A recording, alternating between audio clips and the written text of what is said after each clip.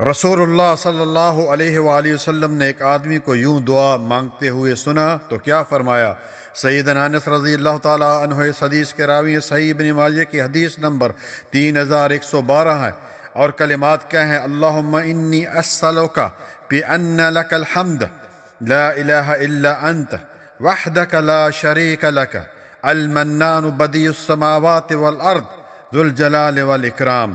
ترجمہ: یا اللہ میں تجھ سے سوال کرتا ہوں کیونکہ ہر طرح کی ہم تیرے لیے ہے، تیرے سوا کوئی الہ نہیں، تو اکیلا ہے، تیرا کوئی شریک نہیں، تو احسان فرمانے والا ہے، زمین و آسمان کا پیدا کرنے والا ہے۔ رسول اللہ صلی اللہ علیہ وآلہ وسلم نے فرمایا، اس شخص نے اسم اعظم کے وسیلے سے جو دعا مانگی ہے، اور اسم اعظم وہ ہے جس کے وسیلے سے دعا مانگی جائے تو قبول ہوتی ہے۔ معزز سامعین اکرام، اس لیے غیر شرعی وسیلوں سے بچیں، جو مردوں کا وسیلہ یہ صحیح نہیں ہے۔ ان توحیدی کلمات کے ساتھ اللہ تعالیٰ سے دعا مانگیں گے تو انشاءاللہ دعا ضرور قبول ہوگی۔